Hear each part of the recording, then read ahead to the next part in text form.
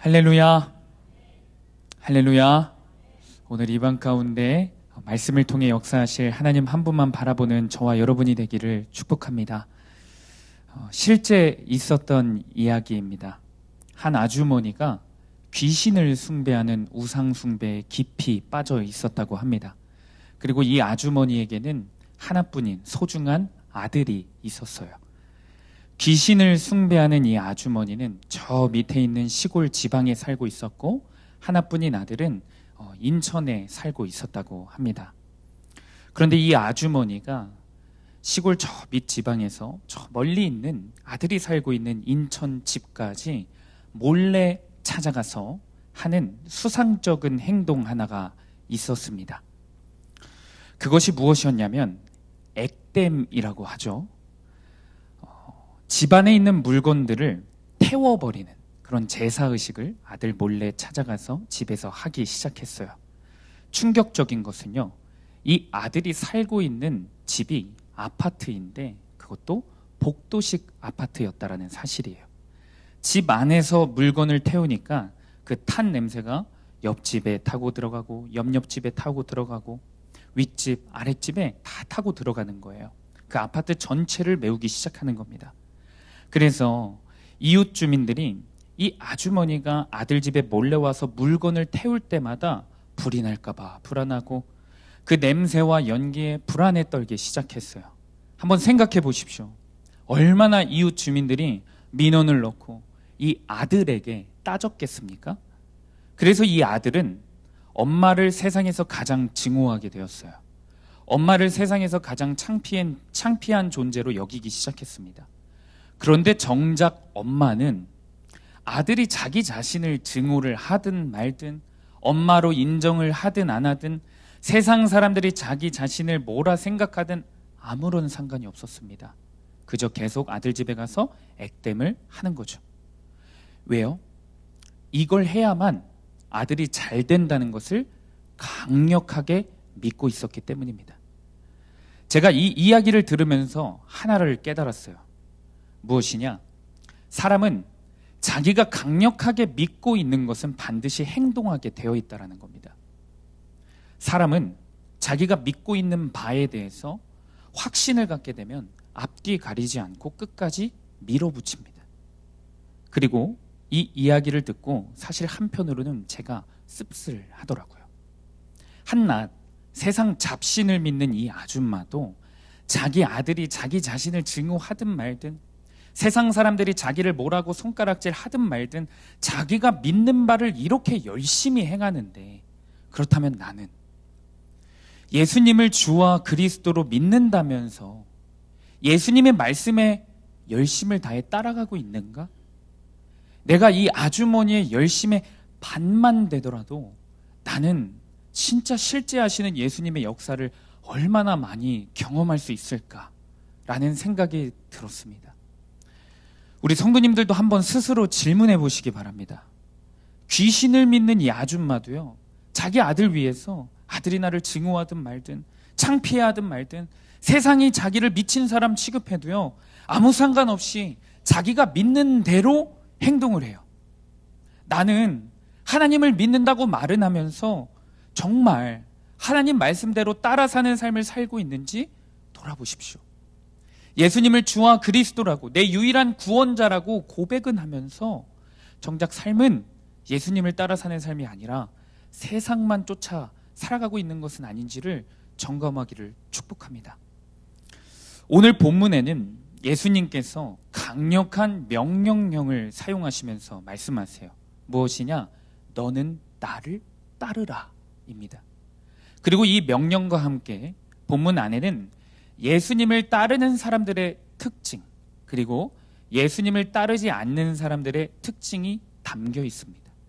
저는 오늘 특별히 본문을 통해 진짜 예수님을 따르는 사람들의 특징은 무엇이고 또 따르지 않는 사람들의 특징은 무엇인지 말씀을 통해 살펴볼 텐데, 오늘 선포되어지는 이 말씀 앞에 저와 여러분이 정직하게 서기를 원합니다. 더 나아가 오늘 말씀을 통해 발견되어지는 나의 죄악들, 가짜로 주님을 따르고 있는 모습들을 철저하게 회개하는 이 밤이 되기를 축복합니다. 첫 번째는 세상에 병들어 있는 식구들을 예수님께로 인도합니다. 오늘 보면 14절에서 15절입니다. 우리 한 목소리로 합독하겠습니다. 시작. 예수께서 베드로 집에 들어가사 그의 장모가 열병으로 앓아 누운 것을 보시고 그의 손을 만지시니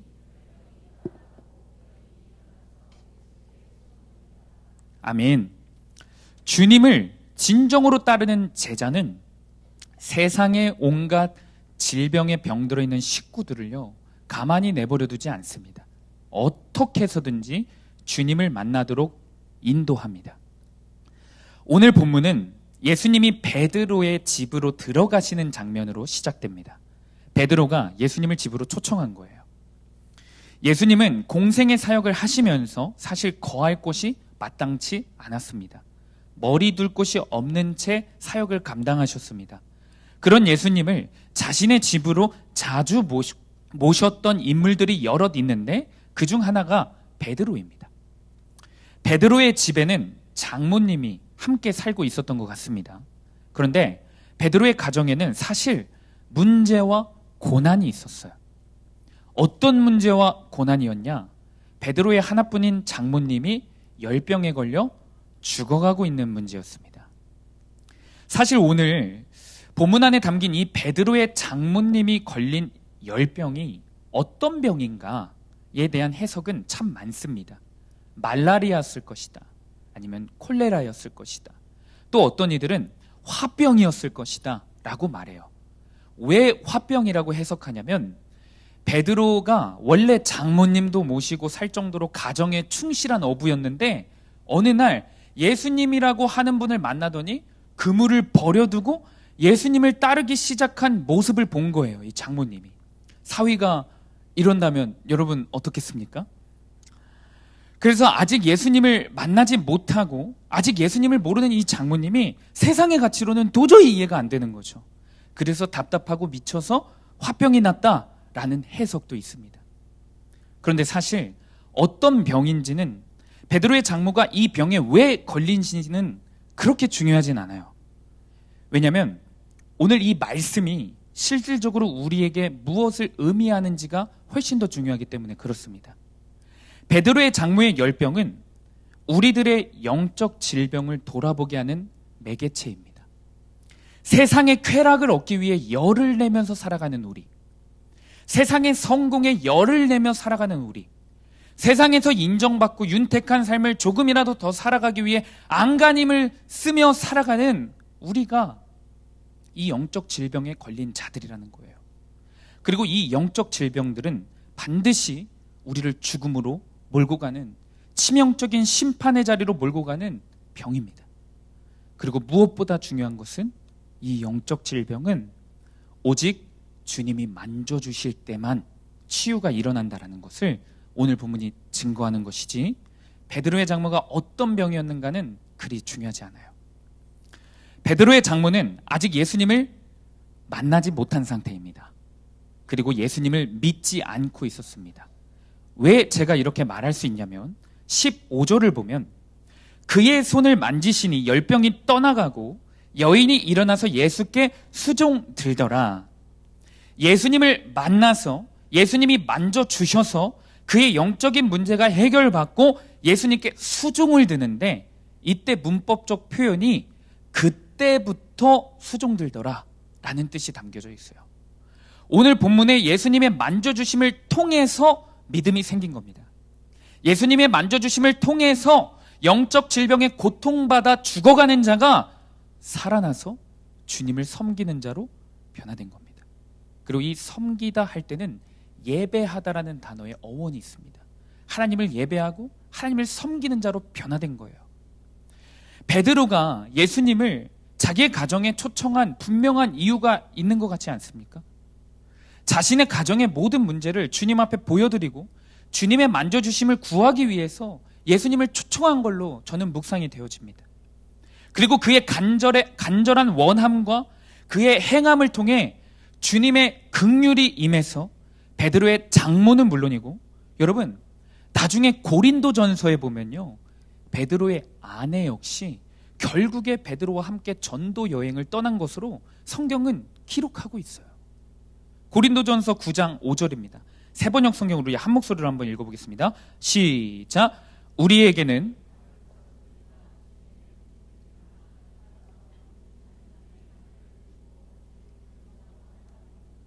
대마가 베드로죠. 주님을 따르는 그 한 사람 베드로를 통해, 주님을 가정으로 늘 초청했던 이 베드로를 통해 이 가정에는 예수님을 믿지 않았던 장모가 예수님을 만나서 섬기는 자가 되는 그 변화를 맞이합니다. 믿지 않았던 아내가 결국에 베드로를 따라 함께 주님을 증거하는 자로 변화될 수 있었습니다.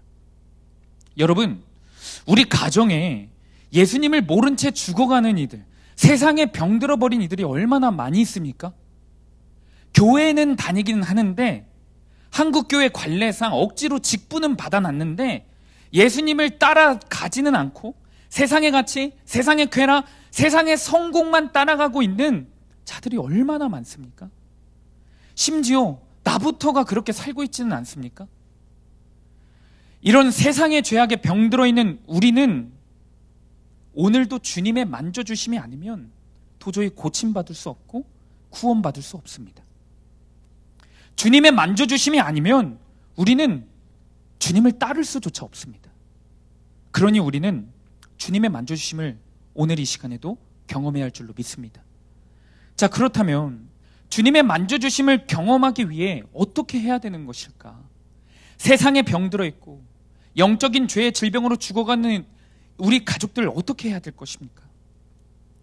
그 가족들이 있는 우리 가정 안에 예수님을 꼭 모셔야 합니다. 반드시 모셔야 합니다.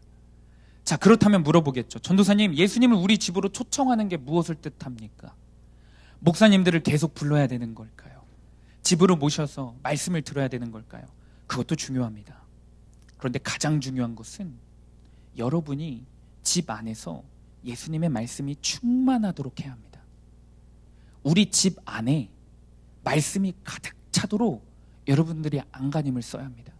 왜요? 예수님이 말씀 자체이시기 때문에 그렇습니다. 요한복음 1장 14절입니다. 우리 한 목소리로 합독합니다. 말씀이 육신이 되어 우리 가운데 거하심에 우리가 그의 영광을 보니 아버지의 독생자의 영광이요 은혜와 진리가 충만하더라. 아멘. 예수님이 말씀이십니다. 그렇기 때문에 예수님을 우리 집에 모시는 것은 집 안에서 내가 하는 모든 말들이 말씀의 가치로 가득해질 때, 그때 예수님을 모실 수 있는 겁니다. 예수님을 우리 집에 모시는 것은 집 안에서 내 행동과 내 선택이 말씀대로 순종되어질 때 예수님이 우리 집 안에 찾아오시는 겁니다. 그리고 내가 말씀대로 사는 것이 중요하죠. 그런데 더 정말 중요한 것은요, 말씀 그 자체를 믿지 않는 가족들에게 많이 선포해야 돼요. 말씀 자체로 예수님을 전하는 싸움을 해야 합니다. 오늘 본문에서도 예수님은 병자들을 치유하실 때 특별한 요식행위, 특별한 주술행위가 아니라 여러분 말씀으로 치유하신다고 분명히 기록되어 있습니다. 마태복음 8장 16절에서 17절입니다. 함께 읽습니다. 저물매 사람들이 귀신 들린 자를 많이 데리고 예수께 오거늘 예수께서 말씀으로 귀신들을 쫓아내시고 병든 자들을 다 고치시니 이는 선지자 이사야를 통하여 하신 말씀에 우리의 연약한 것을 친히 담당하시고 병을 짊어지셨도다 함을 이루려 하심이더라. 아멘. 말씀으로 귀신을 떠나가게 하고 말씀으로 치유하셨다고 기록되어 있어요. 여러분은 말씀을 가까이 하는 자에게 예수님은 반드시 찾아오시고 만져주시고 치유하시고 결국에 여전히 세상에 병들어 있는 내가 주님 만나 변하게 되고 우리 가족들도 변화될 수 있다는 사실을 진정으로 믿고 계십니까? 이 사실을요, 진정으로 믿는 사람은요, 삶에서 집에서 말씀을 가까이 할 수밖에 없습니다. 그러나 여전히 나는 말씀과 무관한 삶을 살아가고 가정에서 큐티하지도 않고 말씀도 안 읽으면서 살아간다면 여러분 우리의 믿음은 가짜입니다. 가짜. 그리고 나는 큐티해. 나는 말씀도 읽어. 그런데 적용과 순종은 못해? 죄송하지만 제가 설교 초반부에 언급했던 세상 귀신을 믿는 어머니도 자기가 믿는 바를 누가 뭐래도 행합니다. 진짜 믿는다면 여러분 행하게 되어 있습니다. 우리가 오늘 이 시간에 말씀이신 예수님을, 그분의 존재와 그분의 능력을 진짜 믿는지 점검해 봐야 돼요. 요즘 우리가 큐티하고 있는 사무엘상의 사울의 모습처럼 예배는 늘 드리는데 삶에서의 정작 순종이 없다면, 예배는 드리는데 그게 다 자기의 이익과 만족을 위해서 드리는 거지 정작 그 안에 하나님은 없다면 우리는 진짜 그리스도인이 아닙니다. 명백한 가짜 그리스도인입니다. 2주 전에 담임 목사님과 함께 지방의 목사님들과 식사를 하는 자리가 있어서 가게 되었습니다. 그곳에서 한 목사님이 우리 담임 목사님에게 원래 안경 쓰시지 않으셨어요? 라고 물어보시는 거예요. 그래서 목사님이 맞다고 하시면서 라섹 수술했다고 이야기하시는 겁니다. 그러면서 목사님이 꺼내신 이야기가 무엇이었냐면, 안과 의사들은 수술하면 돼요, 이 말만 한다고. 그것도 너무 쉽게 이 말만 한다는 이야기를 하셨어요. 라식 수술이요, 눈을 깎아서 그곳에 레이저로 시력을 교정 수술을 하는 건데, 여러분 해본 사람은 별거 아니라고들 하는데 사실 안 해본 사람은요 겁이 많이 나거든요. 저도 사실 지금 무서워서 못하고 있어요. 다들 좋다고 하는데 제가 무서워서 못하고 있습니다. 그래서 환자들이요 의사들에게 수술하기 전에 겁에 질려서 많이 물어본대요. 그런데 그때 의사들은 별 설명 없대요. 수술하면 돼요 라고 얘기한대요. 이게 라섹을 하고도 또다시 시력이 안 좋아질 수 있대요. 그래서 의사들에게 이렇게 질문한대요. 이거 수술하고도 또 시력 안 좋아지면 어떡해요? 그럼 의사들은 대답이 똑같대요. 수술하면 돼요. 목사님께서는 이런 질문을 하셨다고 합니다. 라섹이 20년 정도 쓴대요. 그러면 그 이후에 노안이 오면 어떡합니까? 라고 물어보셨대요.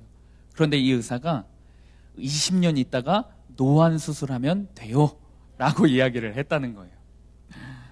안과 의사들은 정말 쉽게 이 말만 하는 거예요. 수술하면 돼요. 수술하면 돼요. 근데 제가 그 식사 자리에서 이 이야기를 듣고 집에 돌아가면서 곰곰이 생각해 보는데 사실 한 대 딱 맞는 느낌이 들더라고요. 나는 세상의 수많은 근심과 고난과 내가 감히 측량할 수 없는 그 아픔들을 갖고 나오는 이들에게 예수님 만나면 돼요. 말씀이면 돼요. 외치고 있는가? 고난 가운데 죽어가고 있는 이들, 극심한 고난 가운데서 병들어 신음하고 있는 이들에게 예수님이면 충분합니다. 말씀이면 돼요. 당당하게 얘기할 수 있는가? 백문일답 예수 그리스도. 예수님을 만나기만 한다면 그 사람의 그 어떤 악한 죄악도, 그 사람의 그 어떤 상처도, 그 어떤 고집도 다 치유받을 수 있는데, 다 변화될 수 있는데, 나는 예수님을 믿는다고 말은 하면서 종이라면서, 아니 확률적으로 분명히 부작용이 있는 수술을 진행하는 의사들이 확신에 차서 수술하면 돼요 라고 하는 그들과 왜 다르지?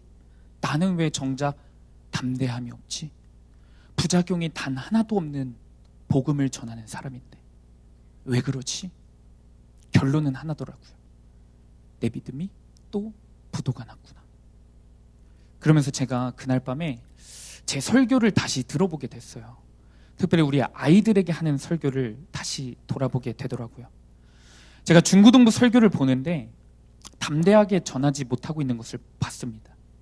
죽어가는 아이들을 살릴 수 있는 것은 말씀밖에 없는데, 말씀에는 오류가 없는데, 누가 뭐라 해도 말씀 밖에는 세상에 병 들어가고 있는 아이들, 지쳐가고 있는 아이들, 상처 속에서 헤매고 있는 아이들이 말씀이신 예수님 만나기만 하면 되는데, 내가 그것에 대한 담대함과 믿음을 갖고 전하기보단 제 힘으로 전하고 있더라고요. 제 언변으로 전하고 있더라고요. 오늘 이 수요일 밤에도 내가 설교를 얼마나 완벽하게 준비하느냐에 따라서 성도님들이 변화가 되는 게 아닐 텐데, 말씀 그 자체이신 예수님이 일하셔야만 나와 우리 성도님들이 한 마음으로 예수님만 믿을 때 그 역사가 일어나는 것일 텐데, 나는 나대로, 듣는 성도님들은 성도님대로 말씀을 곧대로 믿는 믿음이 없는 것은 아닌가, 우리가 또 부도난 것은 아닌가 돌아보게 되었습니다. 여러분, 말씀의 능력을 진짜 믿으세요? 예수님 만나면, 말씀이 들리기 시작하면 변하지 않는 내가 지금까지 이렇게 살아온 나는 물론이고 나를 지금까지 핍박하고 상처 준 가족들이 정말 변화될 수 있을 거란 믿음이 있으십니까? 그런데 왜 우리는 주저하죠? 입은 믿습니다. 믿습니다. 저도 아멘 크게 잘하거든요. 눈물도 흘리거든요. 말은 하는데 정작 왜 우리는 말씀이 충만하도록 삶을 살아내지 못하는 것일까요? 그 이유는 우리의 믿음이 실제가 되지 않았기 때문이에요. 부도가 났기 때문입니다. 이 시간 예수님을 어떻게 해서든지 우리 가정 가운데로 모시는 그 믿음을 간구하시기를 축복합니다. 세상에 병들어가고 있는 우리 가족들을 살릴 수 있는 것은 말씀밖에 없습니다. 그 말씀을 담대하게 전할 수 있는 믿음을 구하는 이 밤이 되기를 축복합니다. 그리고 그 말씀대로 순종할 수 있는 용기를 우리에게 달라고 구하는 이 밤이 되기를 축복합니다. 믿음도 없으면서 순종도 안 하면서 입으로만 머리로만 그저 내 꾀로만 신앙생활을 겨우 연명해 나가는 우리의 죄를 회개하는 밤이 되어야 할 줄로 믿습니다. 적용입니다. 적용 질문입니다. 나는 예수님을 우리 가정 안에 모시고 있습니까? 세상에 병들어 죽어가고 있는 영혼들, 가족, 친구, 동료들에게 말씀의 능력을 믿으며 복음을 전하고 있습니까? 입으로만 믿는다고 말하며 실상은 불안과 걱정에 가득 차서 그 어떤 순종도 못하고 있지는 않습니까? 두 번째입니다. 순종 없이 기적만 말하면 주님을 따를 수 없습니다. 우리 오늘 본문 19절에서 20절 한 목소리로 합독하겠습니다. 시작. 한 서기관이 나와 예수께 아뢰되 따르리이다. 예수께서 이르시되 여우도 굴이 있고 공중의 새도 거처가 있으되 인자는 머리 둘 곳이 없다 하시더라. 아멘. 오늘 본문에는 예수님을 이미 따르고 있는 베드로가 나오고 이후에는 예수님을 따르고자 하는 지망생들이 나옵니다. 첫 번째 지망생은 서기관입니다. 서기관이 나와서 예수님께 이렇게 말하기 시작해요. 선생님, 저는 선생님이 어디로 가시든지 따르겠습니다. 담대하게 얘기합니다. 지금 여기 선생님이라는 단어는 헬라어로 디다스칼로스라는 단어입니다. 위엄과 존경이 있는 그 최고의 교사, 최고의 랍비들에게 붙여지는 칭호입니다. 사실 여기서부터 수상한 냄새가 나는 거예요. 서기관은 안정적인 삶을 살아가는 자들이었습니다. 경제적으로 윤택한 삶이 보장되어 있었어요. 일반인들의 연봉보다 5배가 많은 사람이었습니다. 많은 사람들의 존경을 받는 상위 계층의 사람이었습니다. 자, 그랬던 서기관이 왜 예수님을 따르고자 했을까요? 더 성공하고 싶어서입니다. 기적을 보고 따른 겁니다. 선생님이라고 말하는 데에서부터 그의 성공에 대한 욕심이 이미 들어가 있는 거예요. 자기 자신도 예수님과 같이 능력과 기적을 베풀고 다른 사람들한테 위엄 있는 존재로 여김받고 싶은 겁니다. 다른 사람들에게 더 인정받고 더 존경받고 싶은 거예요. 그런 마음에 예수님, 저는 예수님이 어딜 가든 이 한 몸 바쳐서 따라가겠습니다 라고 말한 겁니다. 지금 현 기준으로만 보면 예수님 십자가 지러 가시는 길 아니거든요. 사람들에게 기적과 치유를 베풀고 있거든요. 그리고 사실 영적인 눈으로 보면 이것도 십자가 지러 가는 길의 일부였는데 사람들은 그 예수님의 마음을 못 봐요. 기적 자체만 보며 열광하며 따르는 무리들이 굉장히 많았습니다. 이 무리들 중 한 사람이었던 서기관은 예수님을 따라서 자신의 인생의 한몫 챙기려는 그 욕심이 자리 잡고 있었습니다. 그런 서기관에게 주님이 어떻게 이야기하시죠? 여우도 굴이 있고 공중의 새도 거처는 있으되 인자는 머리 둘 곳이 없다. 여러분, 여기서 중요한 핵심 포인트가 있습니다. 절대 잊어서는 안 되는 포인트가 있어요. 예수님은 기적만 구하며 따르고자 하는 자들에게 너는 나를 따르라는 명령조차를 안 하신다는 사실이에요. 이들이 아무리 겉모습은 예수님 어디든 따라가겠습니다. 아멘, 믿습니다. 이야기를 하지만 그 안의 중심이 예수님에 대한 사랑과 믿음이 아니라 문제 해결과 기적, 그리고 나 자신이 높아지고 예수님 이용해서 편안한 삶을 살려는 그 초점이 맞춰져 있다면 주님이 그거 다 아신다는 거예요. 다 아신다는 겁니다. 그리고 그들에게 너는 나를 따르라 라는 명령을 안 하십니다. 왜요? 이들은 주님의 명령을 이해할 수도 없고 이들은 주님의 명령을 따를 수가 없어요. 애초에 없기 때문이에요. 예수님을 따르는 사람은 기적을 바라는 게 아니라 예수님 말씀에 순종하려는 그 마음이 있어야 합니다. 아멘이십니까? 예수님 따르는 사람은 우리 예수님을 사랑하려는 그 마음이 있어야 합니다. 그리고 늘 그것이 잘 안 되는 육신의 몸을 입고 있지만 그래서 계속 끊임없이 회개할 마음이 필요합니다. 그리고 그 순종과 회개를 통해 기적이 일어날 때도 있는 것이 순종과 회개 없이 기적만 바라는 자들에게는요, 여러분, 주님의 역사가 일어나지 않습니다. 사람은 속아도 주님은 속지 않으십니다. 마가의 다락방을 담임하고 계신 임진영 목사님이요, 젊은 시절에 멘토 목사님이신 박보영 목사님의 전화를 딱 받았다고 합니다. 박보영 목사님이 대막이 들리는 사람이 있다. 너 혼자 가서 조용히 기도해 주고 와. 이러셨대요. 실제로 오늘날에도 귀신 들리는 사람들이 있습니다. 그리고 예수님을 정말 사랑하는 목사님들이 예수님이 하셨던 일들, 오늘 본문에도 있는 말씀과 기도로 귀신을 쫓아내시고 병 고치는 역사를 예수님이 목사님들을 통해 이루시는 일들이 여전히 있습니다. 임진영 목사님이 그 당시 어느 때보다 산기도를 많이 하셨을 때였고 뜨겁게 하셨던 시절이었대요. 그래서 박 목사님이 나를 인정해 주셔서 나를 그곳에 보내는구나 하면서 자신감을 갖고 가셨대요. 서울의 부자들만 산다는 평창동의 대저택이었다고 합니다. 집에 딱 들어가셨는데 화려하긴 하지만 음산한 기운이 느껴지더래요. 사람 냄새가 전혀 느껴지지 않았다고 합니다. 그러다가 저 방 한 구석에 술을 마시고 있는 여성 한 분을 발견했다고 합니다. 눈이요 부리부리하대요. 손목에는 붕대를 감고 있었다고 합니다. 왜 그런가 나중에 알아봤더니 자살 시도를 하도 많이 해서 이 손목에 붕대를 감고 있었다고 해요. 목사님이 그 부리부리한 여성을 보고 기죽지 않으셨대요. 단 1초의 망설임도 없이 가까이 가셨습니다. 성령 충만하셨으니까. 성령 충만하셔서 기도를 정말 많이 하고 가셨으니까. 분명 이 사람은 내 눈만 봐도 그 다가가기만 해도 소위 영권이라고 하죠. 그 영권에 붙잡힐 거다. 확신을 갖고 나아가셨대요. 그런데 이분이 목사님을 딱 보고 똑바로 쳐다보시고 하는 이야기가 무엇이었냐면 아유 귀엽게 생겼네. 술 한잔 따라봐. 이랬다는 거예요. 사실 산기도로 영권이 생겼다고 그 교만했던 마음이 한순간에 무너지셨대요. 그래도 마음을 다잡고 저는 맥주 따르러 오지 않았습니다. 이리 오시죠. 그래서 머리에 손을 딱 얹으시고 방언으로 안수기도를 하셨대요. 그런데 축사 사역을 할 때는 살짝 실눈을 떼야 된다고 하더라고요.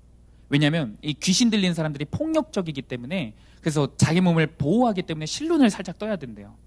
살짝 실눈을 떠봤는데 씩 웃고 있더래요. 그리고 또 맥주를 따르면서 네가 안 따라주면 내가 따라 임마 이러고 술을 따르고 있었다는 거예요. 전혀 미동 없이요. 결국 이 축사 사역은 실패로 끝이 났어요. 목사님이 돌아오시면서 영적 세계가 실로 만만치 않구나를 느꼈대요. 그리고 이 축사 사역을 통해 사실은 더 깊은 묵상을 하게 되셨대요. 생각해 보니까 이분은 자기가 기도를 요청한 거예요. 자기가. 박보영 목사님에게 돈은 그렇게나 많아도 대한민국 상위 1%여도 자기 인생이 너무 비참하고 싫고 해서 박보영 목사님에게 사정을 해서 수소문을 해서 이 병에서 치유를 받고 싶어서 본인이 직접 갈급한 마음으로 기도 요청을 했다라는 거예요. 그래서 박 목사님이 가장 아끼시는 제자를 보내신 거죠. 그런데 거기서 임진영 목사님이 깨달은 것 하나는 기도는 받고 싶지만 회개는 하지 못하게 하는 게 귀신이 하는 짓이라는 것을 깨닫게 된 거예요. 기적은 말하는데 정작 예수님을 따르지는 못하게 하는 게 이 마귀의 역사라는 거죠. 결국 이분이요 술을 못 끊으시고 간경화 말기로 그만 돌아가셨습니다. 그 소식을 듣고 다시 한번 느끼셨대요. 기도는 받도록 하고 기적은 바라게 하는데 회개와 순종은 막는구나. 이 시대가 지금 그렇구나.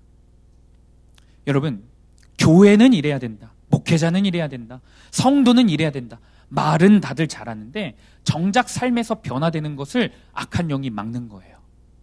예배는 드리게 합니다. 집회도 참석하게 됩니다. 그런데 그리스도인이 가정과 직장과 진짜 삶의 현장에서 순종하고 회개하게 하는 것은 빼도록 하는 게 악한 영들의 역사입니다. 저는 이 이야기를 들으면서 예수님 앞에서 기적만 바라고 정작 예수님 말씀 앞에 순종할 생각은 단 하나도 없는, 자기의 것은 내려놓지 못하는 이 서기관이 생각이 나더라고요. 그리고 우리의 모습이 생각이 났습니다. 오해하시면 안 됩니다. 우리가 귀신 들렸다는 게 아니에요. 변화되는 것을 악한 영이 막는 거죠. 예배는 드리게 하죠. 집회도 참석하게 하죠. 그런데 그 한 그리스도인의 순종과 회개는 빼도록 하는 게 악한 영의 짓입니다. 그런데 너무나 안타까운 사실은 귀신과 마귀들이 딱 좋아하는 모습이 우리 가운데 있지 않냐, 이 말입니다. 예수님의 길은 좁으면 좁은 길입니다. 자기 십자가를 지고 자기를 부인하고 따를 수 있는 길입니다. 이것이 무엇을 의미합니까? 순종과 회개 말고는 예수님을 따를 방법이 없다라는 거예요. 그런데 기도는 받고 싶어 하죠. 은혜 받고 싶어 하죠. 천국은 가고 싶어 하죠. 근데 정작 진짜 중요한 예수님 마음 따라 사는 삶, 그 순종은 빼먹습니다. 우리가 회개하지 않습니다. 가족들도 전도하고 싶죠. 답답한 내 삶도 변화되고 싶죠. 원합니다. 그런데 딱 거기까지입니다. 가족들이 구원받기를 원한다고 기도를 하면서 정작 내가 싸울 생각을 안 해요. 예수님께 순종하는 것은 단 하나도 없는 거예요. 그냥 주님이 기적을 베푸셔서 알아서 해주셨으면 좋겠다. 이 간절함은 있어요. 예배에 나와서 내 삶이 변화되었으면 좋겠다라고 기도는 하는데, 이 중독적인 죄 좀 끊어졌으면 좋겠다라고 하는데 정작 죄 짓는 자리를 내가 기어코 가는 겁니다. 가족들의 인생도 나의 인생도 철저한 순종과 회개 없이 단 한 번의 기적처럼 변화되는 것을 바라는 것은요, 여러분, 마귀들이 딱 좋아하는 모습이에요. 왜요? 예수님을 이용만 하는 것이지 절대로 따르는 모습이 아니기 때문에 그렇습니다. 이 시간 바라기는 나는 순종과 회개 없이 매번 단 한 번의 기적, 요행을 바라며 예수님을 여전히 이용만 하고 있는 것은 아니지. 말씀 앞에 점검해 보시기를 바랍니다. 그리고 오늘 밤 이후로 가정에서 순종해야 할 것이 무엇인지, 일터에서 진짜 순종해야 할 것이 무엇인지 주님께 묻고 우리가 믿는 바를 행하는 진짜 그리스도인이 되기를 축복합니다. 적용 질문입니다. 아무런 순종과 회개 없이 주님이 알아서 해주시겠지 기적만 바라고 있지는 않습니까? 주님은 순종 없이 기적만 바라고 오는 자들의 마음을 다 꿰뚫으시고 나를 따르라 라는 명령 자체를 안 하시는 것을 알고 있습니까? 결론입니다. 급한 일보다 중요한 일을 선택해야 주님을 따를 수 있습니다. 오늘 본문 21절에서 22절입니다. 우리 한 목소리로 읽겠습니다. 시작. 제자 중에 또 한 사람이 이르되 장사하게 허락하옵소서.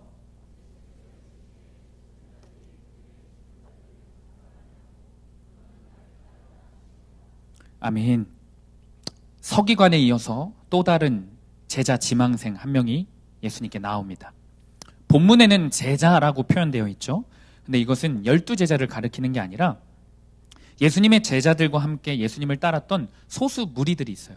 그 무리들 중 한 사람을 지칭합니다. 제자들의 지인 아니면 가족이었을 것이다 라고 추측하는 분들이 있더라고요. 이 사람은 먼저 가서 아버지를 장사하겠다라고 말합니다. 제가 아버지를 장사를 지낸 후에 그 다음에 주님을 따르겠습니다 라고 말하는 거죠. 여러분, 아버지가 돌아가셔서 장례 치르는 게 나쁜 겁니까? 나쁜 게 아니죠. 당연히 치를 수 있죠. 유대인의 장례는 1주입니다. 1주만 시간을 딱 달라는 거예요. 근데 주님이 뭐라고 말씀하시냐? 죽은 자는 죽은 자들이 장사하게 하고 너는 지금 나를 따라 라고 명령하십니다. 지금 당장 나를 따라. 적극적으로 이 사람을 이끄십니다. 서기관에게는 명령조차 안 하시죠. 이 제자에게는 명령하십니다. 왜요? 그 안에 현실의 문제를 분명히 안고는 있지만 이 자에게는 예수님을 따를 진심이 있었던 거예요. 예수님이 그 진심을 보고 따르라고 하는 겁니다. 우리들의 삶 가운데 현실의 문제가 있죠. 막막한 문제가 있죠. 중요한 급한 일들이 있죠. 근데 그 안에서 예수님께서 오늘 이 본문을 허락하셨다라는 것은 우리 안에 예수님을 따르고자 하는 진심이 있다라고 저는 믿습니다. 마태복음에서 예수님이 너는 나를 따르라고 먼저 부르셨던 제자들이 있어요. 하나같이요. 자신의 인생에서 급한 일들, 먹고 사는 문제를 내려놓고 주님을 따랐습니다. 베드로는 그물을 버리고 따랐죠. 그리고 요한과 야고보는 사실은 베드로보다 더 적나라하게 표현되어 있어요. 마태복음 4장 22절입니다. 우리 한 목소리로 읽어보겠습니다. 시작. 그들이 곧 배와 아버지를 버려두고 예수를 따르니라. 자, 그럼 불편하신 분들이 있으실 수 있어요. 정말 주님은 우리가 가족을 내팽개치고 생계를 내팽개치고 가족과 먹고 사는 문제에 대한 의무를 저버리라는 것인가? 가족은 우리 신앙생활에 방해가 되는 요소인가? 여러분, 가족은요, 주님을 따르는데 방해가 됩니다. 그런데 잘 들으셔야 됩니다. 가족에게 문제가 있어서가 아니라 그 가족을 내려놓지 못하는 나의 욕심과 집착이 방해이자 죄입니다. 가족은 문제가 없죠. 주님이 사랑하시고 주님이 반드시 구원하고 싶어 하시는 가족입니다. 그런데 그 가족을 우상 삼고 하나님보다 내 가족이 무슨 손해를 입으면 어떡하지? 내 자식이, 내 남편이, 내 아내가 세상에서 성공하지 못할까를 더 두려워하고 하나님보다 내 가족을 더 사랑하고 또 어떤 이들은 하나님의 마음을 헤아리고 두려워하기보다는 계속해서 믿지 않는 가족들의 눈치만 보는 그 내 죄가 문제인 겁니다. 가족들은 예수님이 여전히 찾으시는 어린 양이에요. 먹고 사는 문제도 마찬가지입니다. 돈도 나쁜 게 아니고 직업을 갖는 것도 문제가 아닙니다. 그러나 그것들의 노예가 되어서 사로잡혀 있는 하나님은 안중에도 없고 그것들에만 집착하고 있는 나의 욕심과 죄가 문제입니다. 주님은 이 문제를 지적하세요. 반드시 이것을 해결해야만, 반드시 이것을 버려야만 예수님 따를 수 있다라고 말씀하시는 겁니다. 그런데 이 욕심과 집착을 버리지 못하는 자들이 늘 말하는 게 무엇입니까? 전도사님, 이것만 하고요. 우리 부모님이 상황이 좀 나아지면요. 제 아내와 남편이 이 일만 좀 잘 마무리돼서 제가 한번 주님 따라 볼게요. 조금 부드러워지면 그때 상황을 보고 할게요. 자꾸 미뤄요. 지금 당장 주님을 따라가서 순종하고 회개의 열매를, 회개에 합당한 열매를 함께 맺어야 되는데 어때요? 무슨 사건이 생기기를 기다려요. 무슨 상황이 바뀌면요. 계속 미루는 거예요. 예수님은 지금 당장 따르라는 말씀을 주시는데 주님에게 아직은 아니에요 라고 말하는 거죠. 주님의 명령에 거역하는 겁니다. 세상의 일들에, 가족의 일들에 이것만요. 이거는 해야죠. 저거는 해야죠. 그리고 진짜 모순점은요. 주님을 따르지도 않으면서 기적은 기적대로 서기관처럼 바라고 있다는 거예요. 여러분, 그런데 진지하게 우리 멈춰서 생각해 봅시다. 우리 주변에, 그리고 우리가 지금까지 구속사 말씀을 통해 들어온 수많은 증인들, 가족 구원이면 가족 구원, 고난이면 고난, 수많은 여러 문제들에서 하나님의 역사를 체험하고 하나님의 인도하심을 받는 자들의 공통적인 특징이 무엇인지 한번 생각해 보세요. 아무리 먹고 사는 일들이 급하고 내 미래가 급하고 문제와 고난이 아무리 커도 주님께 예배드리는 일, 주님의 몸된 교회를 충성스럽게 섬기는 일, 주님 말씀 앞에 전력을 다하는 사람들이지 않습니까? 주님을 최우선으로 삼고 주님께 전심으로 반응하는 사람은 여러분, 주님의 방법으로 반드시 그 사람의 인생을 책임져 주십니다. 설령 누군가는 저거 예수님께 완전 미쳤네, 쟤네 교회 사이비 아니야? 라고 말하는데요, 그때도 아랑곳하지 않고 자기가 믿는 바 예수 그리스도를 주와 그리스도로 따르고 예배와 말씀과 기도의 가치를 최우선적으로 따르는 자들만이 이 역사를 경험하고 주님이 돌보시고 책임져 주시는 겁니다. 제가 말씀의 결론을 준비하면서 사실 부담이 돼요. 믿음이 없기 때문에, 저도 연약하기 때문에 이런 가족들도 다 팽개치고 사실은 주님을 따라야 된다. 이 단호한 복음의 말씀을 전할 때는 저도 부담이 됩니다. 오늘 본문은 예수님을 따르라는 단호한 명령을 담고 있습니다. 가족들의 문제, 먹고 사는 문제, 집의 문제 다 제쳐두라는 거예요. 그리고 예수님 말씀에 순종하고 예배하고 주의 일을 그 어떤 일보다 최고의 가치를 두고 사는 게 예수님 따르는 진짜 그리스도인이라고 예수님이 말씀하시는 장면이에요. 그런데 왜 이 본문과 함께 예수님이 직접 베드로의 장모님을 친히 만져주시고 고치시는 장면을 같이 허락하셨을까? 제가 묵상을 하게 되었어요. 베드로는 아까도 살펴봤지만 그물을 버려뒀어요. 가족들의 생계 문제를 내팽개쳤습니다. 정말 그 가족들의 생계는 어쩌자고요. 그리고 마가복음에 보면요, 베드로가 그물만 버린 게 아니라 마가복음에 정확히 가족들도 버렸다라고 기록되어 있어요. 그런데 오늘 본문의 서두에 보면 어때요? 베드로의 장모를 어루만져 주세요. 고쳐주세요. 주님이 친히 만져주십니다. 죽어가던 자가 지극정성으로 주님을 섬기는 자, 결국에 변화되어 구원받습니다. 아내도 결국에 고린도전서에 보면 베드로를 따라서 초대교회를 세우는 전심전력으로 보필하는 주의 여종이 되는 거예요.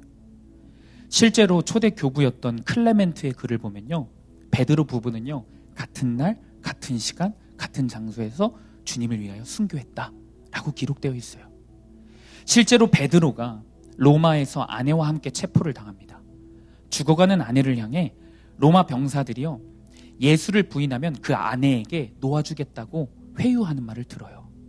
그때 베드로가 아내에게 이렇게 얘기합니다. 사랑하는 아내요, 주님을 기억하십시오. 주님만 기억하십시오. 라고 말하면서 오히려 아내의 순교의 죽음을 격려합니다. 그리고 아내도 기꺼이 주님을 위해 순교했다고 합니다. 클레멘트의 글에는 베드로의 가정을 회고하면서 이런 글로 마무리가 돼요. 베드로의 가정 모두는 행복하였고 모두가 주를 위하여 헌신하였던 축복받은 가정이었다.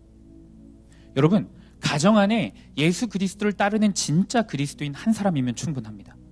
그 한 사람이 전력으로 주님을 섬기면 가족에게 집착하지 않고요, 세상 일에 집착하지 않고요, 주님만 최우선적으로 따르는 그 한 사람이 있어 가정에서도 주님 말씀을 전하고 교회에서도 주님 말씀대로 살고 그런 한 사람이 있다면 주님은 그 사람을 통해 가정을 버리고 망치는 게 아니라 진정으로 회복시키십니다. 진정으로 주인이 되어주시는 겁니다. 그러니 오늘 내가 해야 할 것은 무엇입니까? 어떤 일이 있어도 주님께 예배드리는 일을 타협하지 않는 일입니다. 어떤 상황 가운데서도 단 하루도 큐티를 타협하지 않는 겁니다.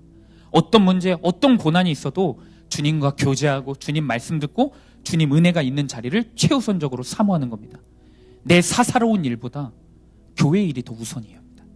내 가족보다 주님의 가족들이 더 우선인 삶을 사는 것이 내가 진짜 우리 가족 지키는 일이라고 주님은 말씀하시는 겁니다. 말씀을 맺습니다. 하나님은 모든 것을 버리고 따르기를 주저하는 우리, 예수님이 우리에게 포기만을 요구하시는 것 같다고 두려워서 주님을 오해해서 주님을 따르지 못하는 비참한 우리들에게 친히 말씀해 주시는 거예요. 너가 너 힘으로 가족들 붙잡아봤자 안 돼. 나에게 맡겨. 내가 책임지겠어. 그러니 너가 할 것은 내 말에 순종하는 거야. 나의 말씀에 집중해. 나의 말씀에 순종하는 그 삶에, 예배에, 기도에, 은혜 받는 일에, 그리고 그 은혜대로 사는 일에 집중해.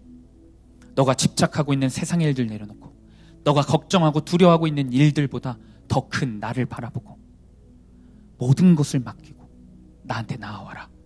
그래야 내가 너와 너의 가정의 진짜 주인이 되어줄 수 있다.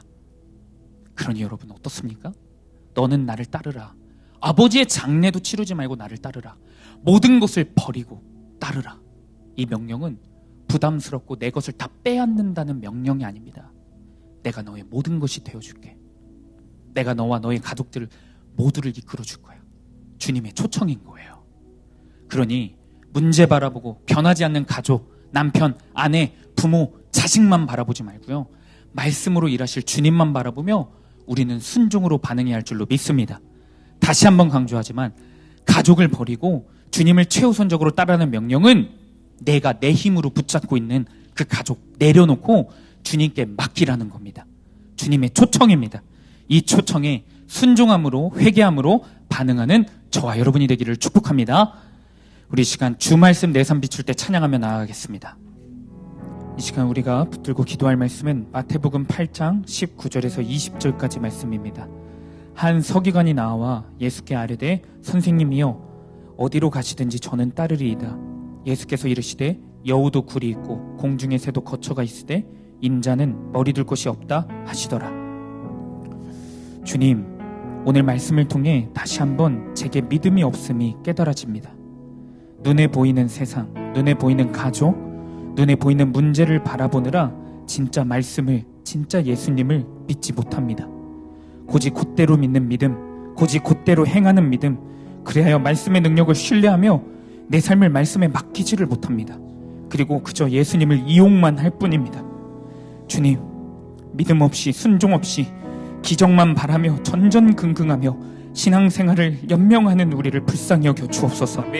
예수님의 말씀에 따를 생각이 없는 우리의 마음을 깨트리시는 주님 앞에 정직하게 서는 이 시간이 되게 하여 주옵소서. 아멘. 문제가 닥쳐오면, 난감한 상황이 오면, 내가 싫어하는 그 상황이 오면 지체 없이 주님을 가장 먼저 버렸던, 주님의 마음을 외면했던 우리의 죄를 용서하여 주옵소서. 아멘. 그럼에도 불구하고 나에게 예수님을 따르라고 계속해서 기회를 주시고 또 기회를 주시고 계신 예수님의 찢어지는 마음이 깨달아지게 하여 주옵소서. 아멘. 주님의 마음이 퍼져서 회개에 합당한 열매를 맺는 우리가 되게 하여 주옵소서. 아멘. 우리 시간 이 기도 제목 붙잡고 주님 이름 한번 부르시고 통성으로 기도하며 나갑니다.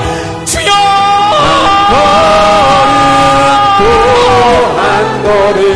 거룩하신 주님 말씀 앞에 전혀 따를 마음 없이, 전혀 순종할 마음 없이 그저 입으로만 아멘하고 그저 눈물로만 회개했던 우리를 불쌍히 여겨 주옵소서. 주님, 문제가 생기고 상황이 닥칠 때 주님, 그저 주님을 가장 먼저 버렸던 우리의 믿음 없음을 불쌍히 여겨 주옵소서.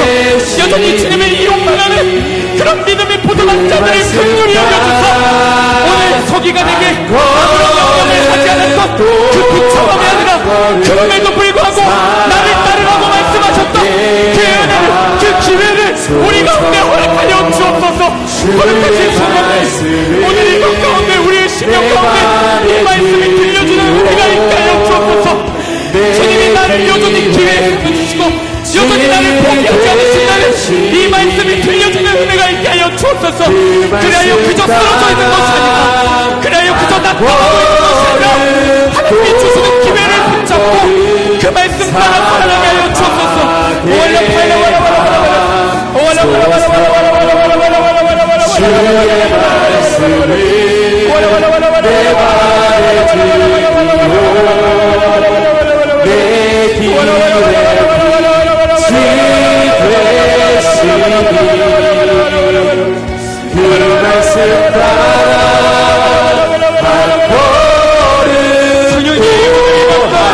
주님의 말씀을 새겨주옵소서.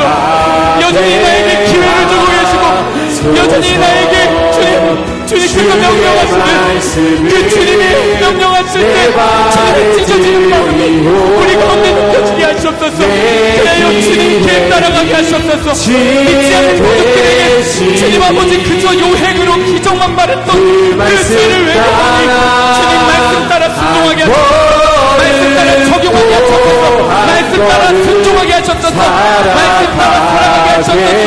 한 걸음 한 걸음 걸어가게 하셨소서. 예수님과 동행하게 하셨소서. 먼저 가신 그 길을 걷게 하셨소서. 나를 영원히 하시고 내 가족과 나의 인생을 책임지시겠다는 그 주님의 초청으로 들리는 은혜가 있게 하셨소서. 오 거룩하신 주님, 오 거룩하신 주님, 말씀 따라 우리의 삶 가운데 주님이 한 걸음 살아가게 하소서.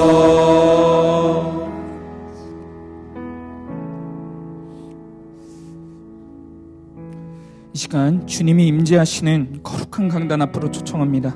갈급한 심령으로 주님 앞에 가까이 나와 기도하시기를 원하시는 분들은 강단 앞으로 나와서 기도하시기 바랍니다.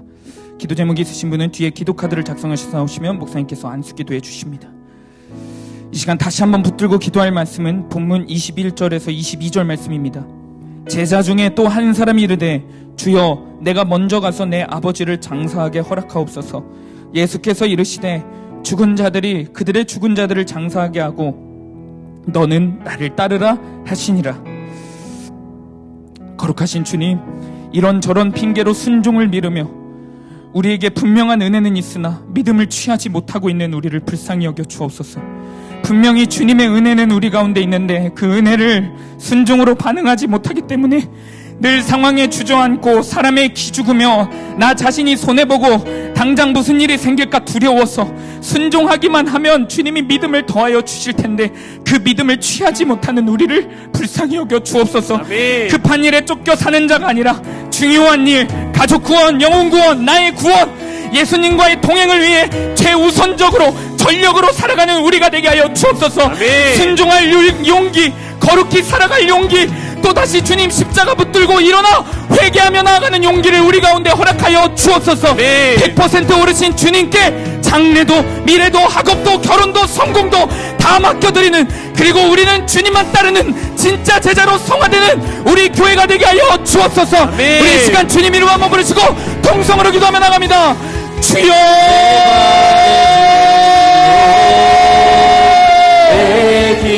거룩하신 주님, 오늘도 분명히 말씀하시는 그 성령님의 말씀 앞에 우리가 순종함으로 나아가기를 원합니다.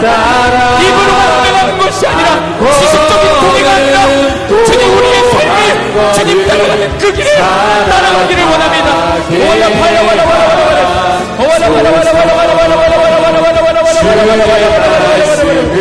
순종할 용기를 더하여 주옵소서. 거룩히 살아갈 용기를 허락하여 주옵소서. 주님, 우리에게 은혜가 충분합니다. 은혜가 부족하지 않습니다. 주님, 우리 교회 가운데 은혜가 부족하지 않습니다. 주님, 우리의 순종이 부족합니다. 우리의 반응이 부족합니다. 주님, 그럼 우리를 불쌍히 여겨 주옵소서. 주님만 믿고 순종하게 하여 주옵소서. 따라가게 하시옵소서. 믿음으로 먼저 선취하게 하시옵소서.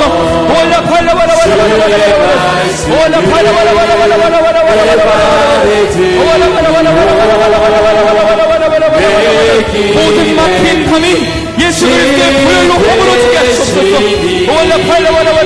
모든 두려움이 오늘도 나에게 또다시 기회를 주시는, 너는 나를 따르라고 명령하시는 그 하나님의 음성 앞에 우리의 두려움들이 주님에 대한 확신으로 변화되게 하시옵소서.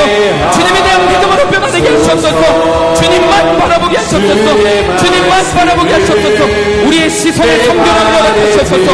우리의 시선의 오죽함을 허락하여 주옵소서. 우리의 시선이 주님만 바라보고 나를 위해 죽으신 그 십자가만 바라보고 그 십자가만 단단히 붙잡고 나아가는 주의 자녀들이 될 수 있도록 주님 인도하여 주옵소서. 빛으로 오신 예수님만 붙잡고 나아가오니, 빛이신 분이 주님만 붙잡고 나아가오니, 주님 우리 가운데 주님의 역사를 일으켜 주옵소서. 주님 오늘 이 밤 가운데 순종할 용기와 두렵지 않을 용기를 허락하여 주옵소서. 주님 아버지 그 가족들에게 주님 복음의 말씀을 전할 수 있는 담대함을 우리 가운데 허락하여 주옵소서. 순종 앞에 우리에게 믿음을 더하여 주신 그 주님의 말씀만 믿고 따라오니 주님 우리 가운데 그 명성을 허락하여 주옵소서. 그 말씀 따라 한 걸음